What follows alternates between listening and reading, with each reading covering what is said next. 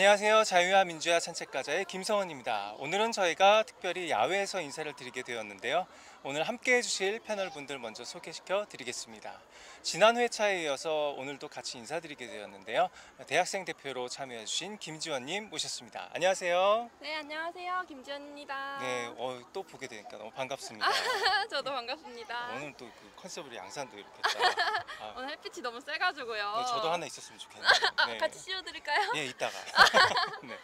다음으로 탈북민 대표로 저희가 또 특별히 모셨습니다. 최복하님 모셨습니다. 안녕하십니까? 네, 안녕하세요. 네, 안녕하세요. 오늘 참여하시게 된 소감 간단히 좀 부탁드려도 되겠습니까? 네, 저는 북한백두알라예술단에서 성악팀장 겸 홍보실장을 맡고 있는 최복화라고 합니다. 네. 오늘 이렇게 독립기념관에 촬영을 온다고 해서 사실은 되게 기대를 많이 하고 왔어요. 참 의미 있고 또 꼭 한 번은 와보고 싶은 곳이라 해서 좀 기대를 많이 하고 와서 오늘 많은 설명 부탁드리겠습니다. 예, 저도 잘 부탁드리겠습니다. 네, 감사합니다. 좋은 시간 잘 만들어 보도록 하겠습니다. 예, 그러면은 지금부터 자유와 민주화 산책가자 자유민주 산책 세 번째 시간 시작하도록 하겠습니다. 예, 그러면은 저희가 이제 시작하도록 할 텐데요. 저희 지원님. 네. 오늘 저희가 온 이곳이 어떤 곳일까요? 오늘 이곳은 불가능에 도전해서 가능을 창조한 독립정신 대한민국 독립기념관에 왔습니다. 네, 독립기념관. 네, 독립기념관에 저희가 왔는데요.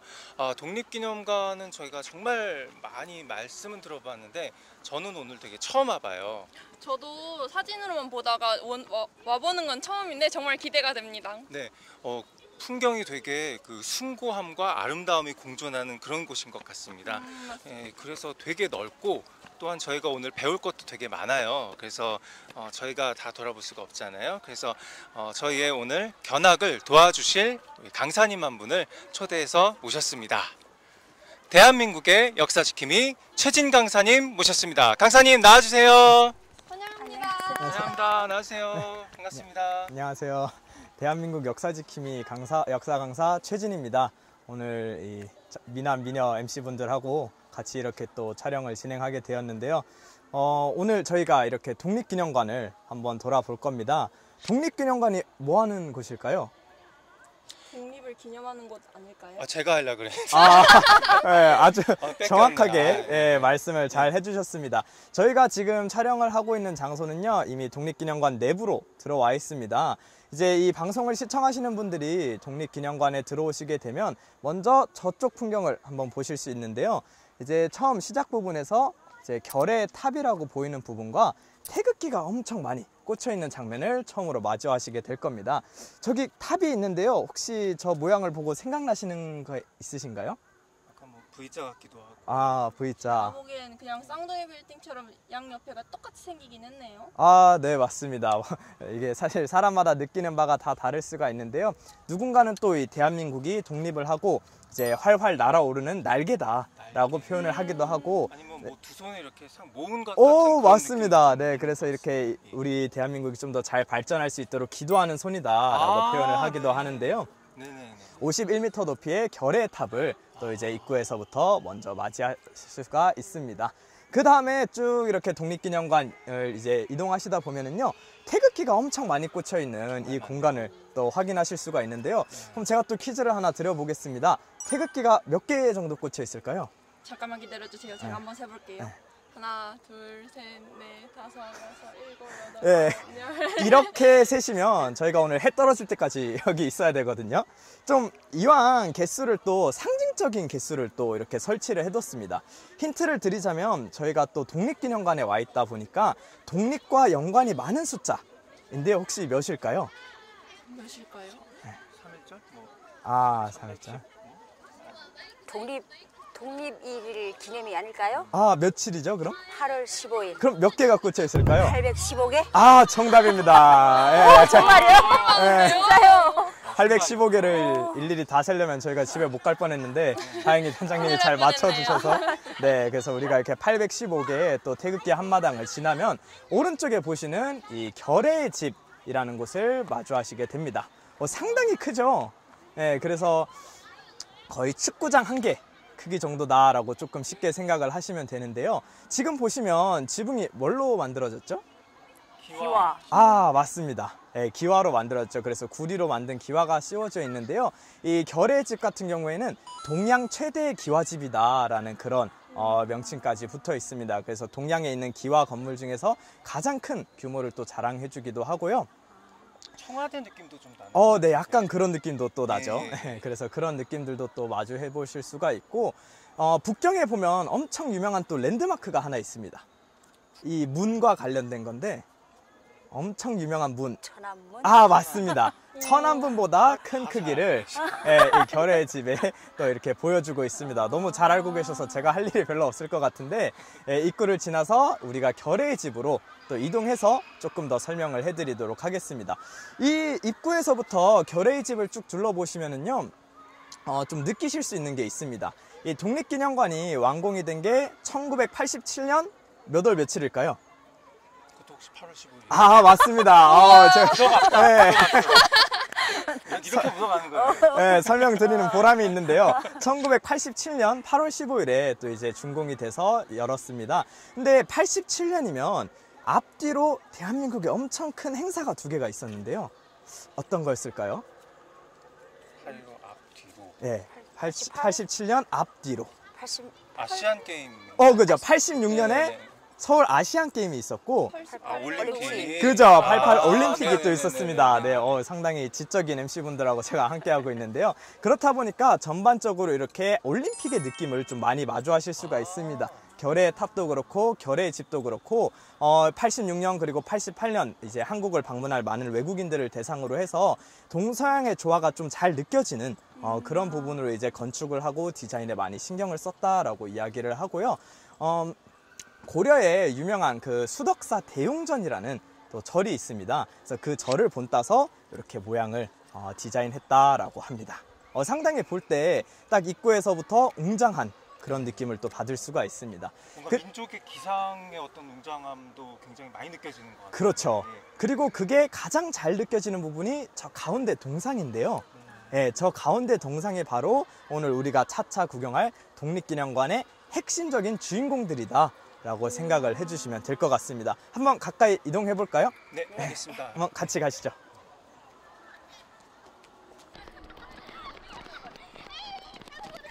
네, 제가 아까 밖에서 설명드렸던 결의 집 안으로 좀 들어와 봤습니다. 밖에는 태양볕 치다 보니까 좀 많이 더웠는데요. 이 기와지붕 밑으로 들어오니까 좀 어떠신가요? 일단 기와는 기와네요. 네, 그죠. 확실히 이 동양 최대 건축물이 맞습니다. 그 가치를 좀 발해주고 있습니다. 네네네. 이 결의 집에 들어오면요, 가장 먼저 눈길이 가는 곳이 바로 이곳입니다.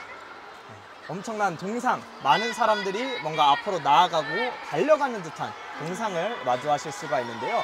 바로 불굴의 한국인상이라는 동상입니다. 조각가 김영중 조각가님이 이렇게 조각을 또 해주셨는데요. 이 동상과 뒤에 있는 벽화들을 보시면 태극기를 들고 앞으로 나아가는 그런 사람들의 모습을 확인해 보실 수가 있습니다. 어떤 분들을 이렇게 조각해 놓은 걸까요? 독립운동가 분들을 조합해 놓은 게 아닐까. 아, 맞습니다. 그죠. 이 출제자의 의도를 잘 파악을 해주셔야 되는데 정확하게 정답을 잘 맞춰주셨습니다.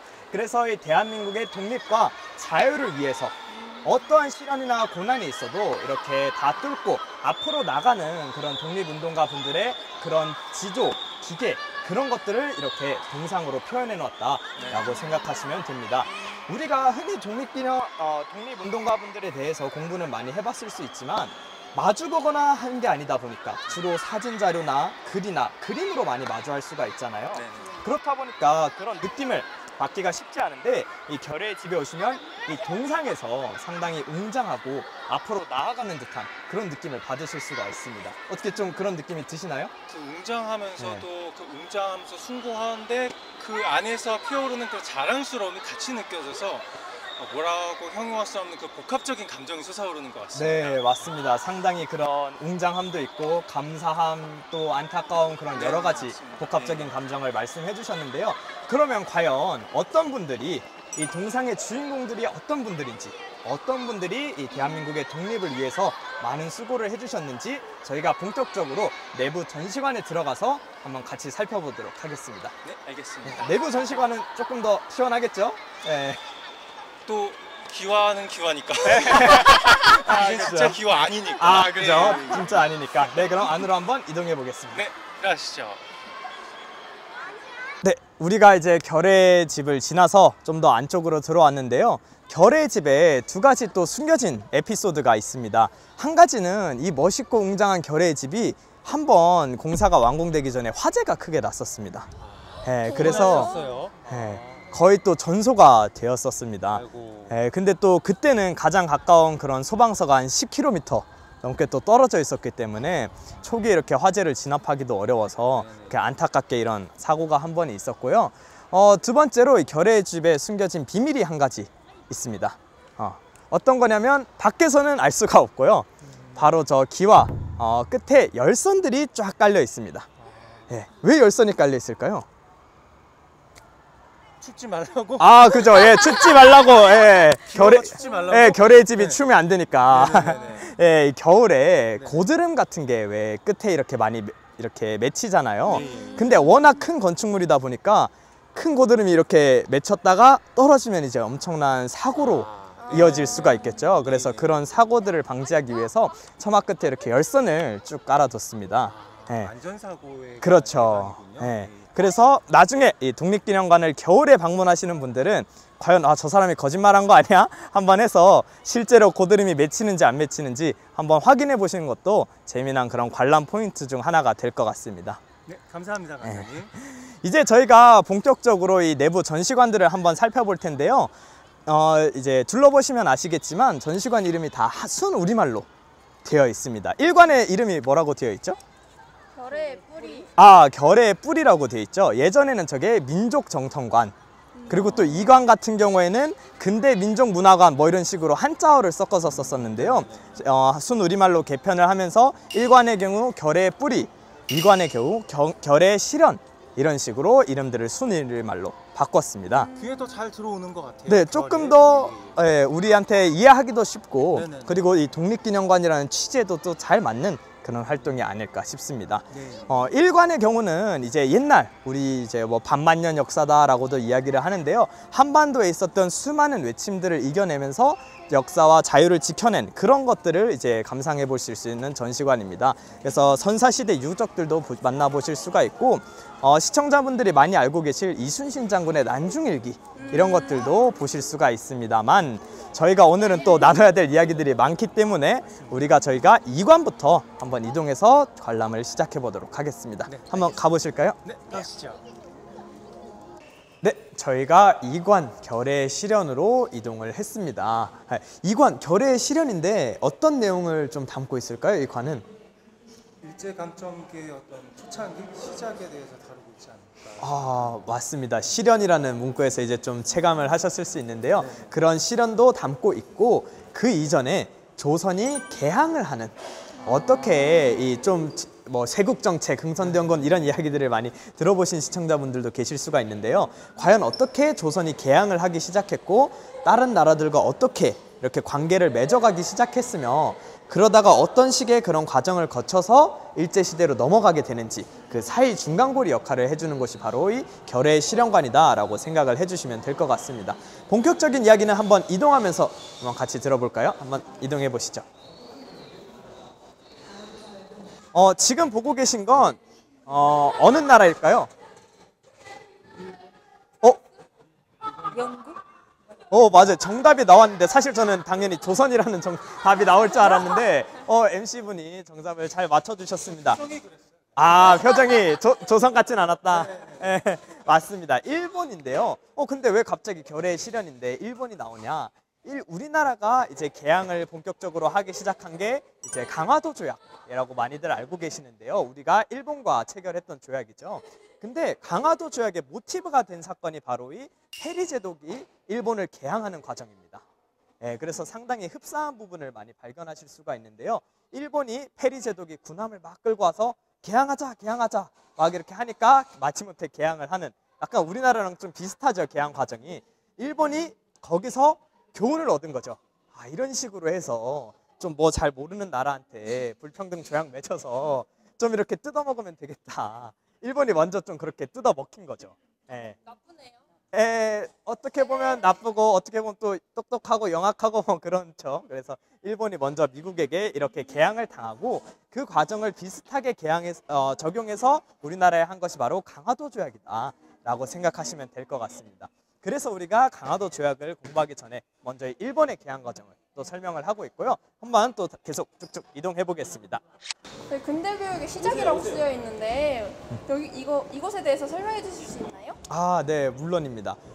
사실 당시 한반도 상황을 생각하면요.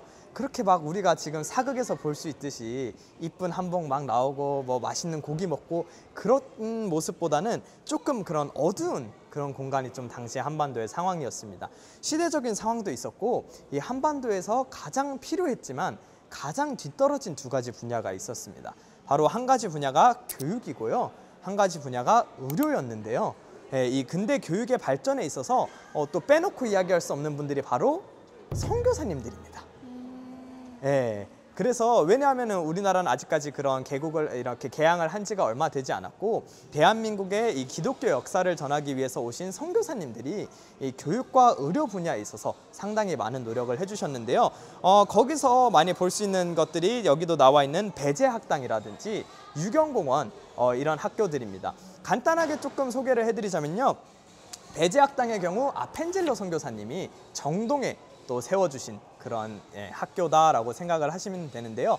엄청 유명한 분들이 많이 나오셨습니다. 그 중에 요즘 말로 아웃풋이라고도 이야기를 하죠. 배재학당의 가장 유명한 아웃풋 누가 있을까요? 자그마치 대통령을 한 분 배출한 학교입니다. 대단한데요. 이승만. 맞습니다. 이승만 대통령이 바로 이 배재학당 출신입니다. 그래서 선교사님들이 당시에 이 배재학당에서 뭐 영어나 과학, 국어 같은 교과 과목들도 가르쳤다고 하지만 기독교 신앙이나 평등, 자유, 인권, 민주주의 같은 교육들을 또 많이 실시를 했다고 해요. 그래서 이승만 대통령이 그런 것들을 이제 교육을 받고 나중에 또 대한민국을 자유민주주의 국가로 또 건국을 해주시는 그런 과정이 포함되어 있는 거죠. 여러 가지 또 많은 학교들이 있는데요. 연세대학교, 이것도 선교사님들이 세워주신 거 알고 계신가요? 네, 알고 있습니다. 알고 계시군요. 이렇게 똑똑한 MC분들과 저희가 방송을 진행하고 있습니다. 한 가지 학교만 더 소개를 해드리자면요. 한국에 이런 좋은 여자대학, 여대들이 많잖아요. 그 중에 좀 유명한 대학 하면 또 빼놓을 수 없는 곳이 어디일까요? 이화여자대학교. 그죠. 시청자분들의 그런 연령대는 잘은 모르겠지만 옛날에 영화에 그런 명대사도 있었죠. 나 이대 나온 여자야 하는 그런 대사도 있었는데 바로 그 이화여대의 전신인 이화학당도 메리 스크랜턴 선교사님이라는 선교사님이 이 당시 교육의 기회를 제대로 제공받지 못한 여학생들에게 교육을 제공하기 위해서 이렇게 시작한 학교다라고 생각하시면 되겠습니다. 그래서 사실 이 조선 근대 이런 역사의 발달은 이런 종교적인 부분하고도 또 뗄래야 뗄 수 없는 그런 관계들에 있는 것이죠. 네, 또 저희가 다른 공간으로 이동해 보겠습니다. 앞서 우리가 이렇게 조선이 개항하는 과정들도 함께 쭉 둘러보셨고 또 이런 종교, 기독교와 함께 그런 한반도의 교육과 의료가 발달하는 그런 과정들도 함께 살펴봤는데요. 이렇게 차근차근 이제 발전해 나가고 있던 한반도에 크나큰 시련이 하나 닥칩니다. 바로 이 존의 이름인 나라를 빼앗기다 이기도 한데요. 이제 본격적으로 일제가 이 한반도를 차지하기 위한 야욕을 드러내면서 여러 가지 과정들을 진행해 나가는 이야기가 이쪽 코너에서 펼쳐집니다. 한번 같이 살펴보실까요?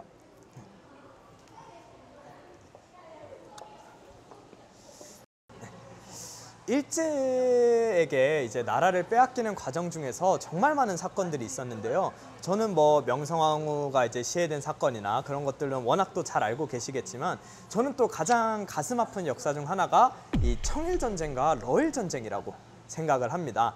이름에서도 아실 수 있듯이 청나라와 일본이 전쟁을 하는 거고 러시아와 일본이 전쟁을 한 건데요. 왜 전쟁을 했을까요?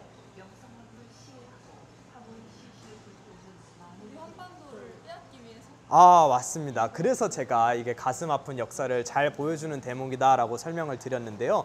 한반도의 그런 주도권을 우리나라 건데 내 빵이 있는데 두 명이서 서로 이거 자기가 먹겠다고 싸운 게 바로 청일전쟁과 러일전쟁입니다. 그리고 또 청일전쟁 같은 경우에는 참 가슴이 아픈 게 한반도 땅에서 싸웠어요.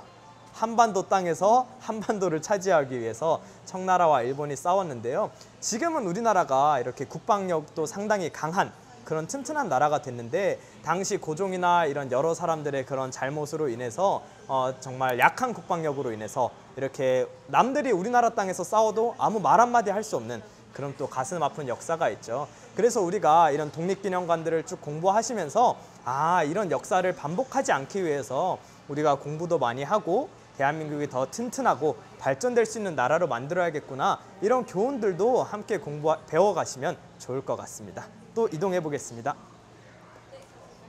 네, 저희가 이 코너에서는 이제 을사늑약이라는 이제 코너로 이동을 했습니다. 예전에는 이름이 네, 질문 있으신가요? 저희는 북한에서 배울 때는 을사조약이라고 배웠거든요. 근데 여기 들어오면 지금 여기 화면에는 을사늑약이라고 되어 있거든요. 그러면 이제 혹시 교육의 차이점인지 아니면 후에 변경된 건지 뭐 차이점이 있을까요? 네, 옛날에는 이제 우리나라에서도 을사조약이다라고 불렀었는데요. 근데 조약하면은 뭔가 평등한 관계에서 야 우리 이렇게 하자, 그래 이렇게 하자, 이런 느낌으로 맺은 거를 조약이라고 많이 부르고요. 이 늑약이라고 명칭이 바뀐 이유는 우리는 크게 원하지 않았는데 강제로 강제성으로 우리에게 그런 불평등한 걸 맺었다라고 해서 그걸 기억하기 위해서 명칭을 늑약이다 라고 바꿔서 부르고 있습니다.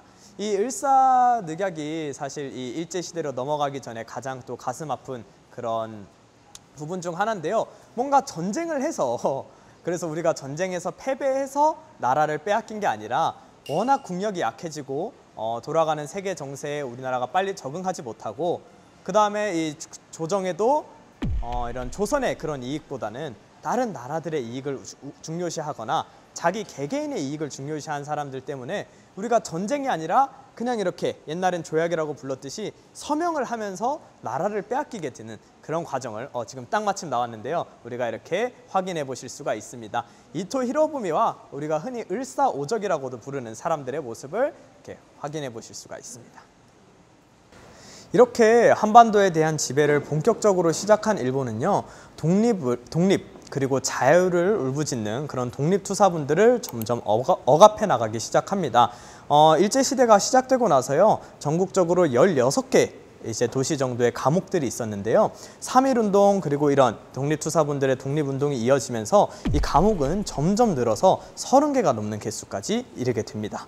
이 감옥에는 이 독립과 자유를 위해서 노력하셨던 분들의 그런 의지를 꺾고 또는 또 숨겨진 그런 비밀 장소나 아니면 다른 독립투사들의 정보를 캐내기 위해서 많은 고문이나 고통이 가해졌던 장소들인데요. 과연 어떤 부분들이 있었는지 한번 안으로 들어가서 그 고통의 현장을 한번 같이 살펴보도록 하겠습니다. 왜 씌웠냐고요? 왜 이걸 씌웠을까? 그냥 안 보이게 하기 위해서, 어디로 이동하는지 모르게 하거나 뭐 그런 다양한 이유 때문에 탄압을 막기 위해서. 뭐 그런 것도 있고. 또 제가 또 어떤 책에는 또 이렇게 되어 있어요. 이게 일본군은 죄인을 끌고 가면 죄인은 이렇게 막 부끄러움과 창피함 이렇게 해야 되는데 독립운동가들은 긍지와 자부심이 있었잖아요. 그래서 한 번도 이렇게 인상을 우는 인상이 아니었고 긍지와 자부심, 나는 대한의 독립을 위해서 싸웠다, 이런 거를 자랑스럽게 지나가니까 국민들에게 보여주는 것이 약간 이렇게 이런 무슨 항일 고소를 불러일으키나 해가지고 이걸 다 씌워놨다고. 내가 본 책에 또 그렇게 쓰여 있더라고요. 힘들어할 것 같습니다. 근데 그때 이렇게 돼 있다기보다는 주로 뭐 셀을 쓰기도 했는데 가죽 같은 걸로 쪼이기도 했고. 그리고 이제 그 주전자로 이제 저기 물고문인가요? 뭐 그렇게 뜨거운 물 하고 고춧가루 같은 걸 타거나. 안 떨어. 이렇게 그런 거. 네, 저희가 이 내부로 이동을 했는데요. 지금 보시면 이 쇠창살에 여기 보면 피 자국 같은 것들도 있고 상당히 이런 시멘트로 이런 감옥의 그런 모습들을 또 재현을 해놨습니다. 근데 당시 이 독립투사분들이 갇히셨던 감옥은 이것보다 훨씬 더 끔찍했겠죠. 지금은 여긴 또 이런 관람을 할 수 있도록 밝기도 이렇게 밝게 해놨지만 아예 햇빛이 안 보이는 독방에 가둔다든지 정말 여러 가지 그런 고문들이 많이 가해졌는데요. 제가 설명을 드리는 것보다는 또 그런 독립투사분들이 이런 일제의 그런 감옥들이 어떤 느낌이었는지, 어떤 고통과 어떤 고문들이 가해졌는지를 기록해 놓으신 것들이 있습니다. 이 현장에 와서 둘러보시면 벽에 그런 글귀들이 하나씩 적혀 있는데요. MC분들이 한번 제가 설명드리기보다도 그 글귀들을 하나씩 읽어주시면 조금 더 좋을 것 같습니다. 한 분씩 읽어주시겠어요? 공문이 시작되면 일단 천장에 내려앉고 때리기 시작한다. 불로 담금질하기를 8시간 동안이나 지속하고 자백을 하지 않자 산에 끌고 가 소나무에 내어놓고 칼로 위협하기도 하였다. 이라고 말할 수 있을 자격이 저한테 있을까 싶습니다. 상상도 못하겠어요. 8시간 글쎄요. 10분? 감히 상상을 할 수가 없습니다. 정말 제가 직접 앉아가지고 있었던 일들을 제가 직접 체험할 수는 없지만 그 심정이 여기 글로나마 남아있는 것 같아서 정말 안타깝고 속상한 마음이 있습니다. 좀 울컥한다고 할까 하면 울분이라고 할까요? 그렇게까지 해야 했을까? 같은 사람으로서 같은 아무리 그런 좀 말 못할 이런 울분 같은 게 있는 것 같아요. 네, 앞서 이제 독립운동가분들이 어떤 환경에서 얼마나 이렇게 또 고통을 받으면서 독립운동을 하셨는지 그런 감옥의 현장을 또 함께 살펴봤는데요. 이 일제시대는 단순히 독립운동가 분들만 또 고통을 받으셨던 시대는 아니었습니다. 저희가 뒤에는 이제 강제노역이라고 하는 코너에 지금 와 있는데요. 일제가 우리나라를 지배하면서 세계 2차 대전이라는 또 엄청난 일을 치르기 때문에 그 세계 2차 대전을 치르기 위해서 정말 많은 또 국민들에게 수탈을 하거나 그런 과정들이 있었습니다. 군인들이 먹을 쌀을 가져간다든지 아니면 이제 전쟁이 장기화되면서 무기에 만들 철이 없어지니까 철 양동이나 그런 그릇들까지 다 뺏어 간다든지 네, 뭐 그런 일들도 있었고요. 또 이제 진지를 구축하거나 뭐 공사를 하거나 하기 위해서 노역에 데려가거나 많이들 들어보셨을 위안부 이런 이야기들도 또 많이 나왔죠. 그래서 또 돈을 벌기 위해서 일을 하러 가셨던 분들도 있지만 또 이렇게 강제로 동원되어서 고통을 받으셨던 분들도 있는데요. 참 이런 것들이 우리나라가 왜 더 튼튼하고 더 국방, 안보 이런 것들을 중요하게 생각해서 나라를 잘 지켜야 되는지를 보여주는 아주 단면적인 예시가 아닌가 하는 생각이 듭니다. 네, 강사님 감사합니다. 저희가 자유민주 산책에서 준비한 특별한 또 댓글 이벤트가 있는데요. 잠깐 설명 좀 부탁드리겠습니다. 맞아요. 좋은 이벤트를 준비해 주셨더라고요. 아까 저희가 그 독립투사분들이 계셨던 감옥을 한번 같이 둘러보고 또 MC분들께 질문을 드려봤잖아요. 그래서 어떻게 이런 상황에 처하시면 이겨내실 건지 아니면 이렇게 좀 힘들 건지를 여쭤봤더니 저는 독립투사분들처럼 용맹하게 이렇게 견뎌내겠습니다 라고 답변을 해주신 분도 계셨고 이거 절대 안 된다. 저는 진짜 이거 했으면 절대 못 견뎠을 것 같다 라고 말씀을 해주신 분도 계신데요. 저는 사실 좀 후자에 동의를 하는 편입니다. 왜냐하면 모든 사람들이 이렇게 고문을 견디고 힘든 것들을 다 이겨냈다면 우리가 그분들을 독립투사 또는 독립운동가라고 부를 일이 없지 않았을까. 그리고 우리가 독립기념관이라는 이렇게 큰 건물을 지어놓고 그분들을 기념할 일도 없지 않았을까. 너무 당연한 거니까. 네, 근데 그런 일들이 정말 쉽지 않고 정말 어렵고 많은 고통을 감내해야 됐기 때문에 저희가 그분들을 독립투사 싸웠다는 거죠. 독립투사라고 부르고 이런 공간을 세워서 기리는 게 아닐까 하는 그런 생각이 드는데요. 시청자분들도 이 영상을 쭉 보시고 한번 댓글로 남겨주시면 좋겠습니다. 내가 만약에 이런 일제시대에 살았다면 나는 저런 수많은 고통이나 이런 노역들을 견뎌내고 대한민국의 자유를 위해서 싸울 수 있었을지 아니면 저는 진짜 쉽지 않았을 것 같아요. 저는 이 종이에 손만 베어도 너무 아프더라고요. 저는 안 될 것 같아요. 너무 독립운동가분들이 대단한 것 같아요. 라든지 이런 내용들을 댓글로 달아주시면 저희가 10분을 추첨해서 이 한국자유총연맹에서 만든 텀블러를 이렇게 보내드리도록 하겠습니다. 너무 어려운 게 아니라 각자의 생각을 편안하게 서술해 주시면 되는 거니까요. 많은 분들이 또 이렇게 참여해 주셨으면 좋겠습니다. 저희가 이번 화에서는 이렇게 우리나라가 어떻게 나라를 빼앗기게 되었고 나라를 빼앗기면서 어떤 고통을 겪었는지를 한번 살펴봤는데요. 하지만 우리가 이미 결말을 알고 있는 영화를 보는 것 같죠. 지금은 우리가 자유를 누리고 이렇게 자유민주주의 발전된 대한민국에서 살고 있잖아요. 과연 어떻게 어떤 노력들로 인해서 어떤 희생들로 인해서 우리가 자유와 독립을 쟁취했는지 어떤 분들이 그렇게 그런 것들 이뤄내셨는지 우리가 또 다음화에서 한번 같이 공부해 보도록 하겠습니다. 네, 감사합니다, 강사님. 네, 저희는 다음 시간에 다시 함께 하도록 하겠습니다. 자유야, 민지야, 산책하자.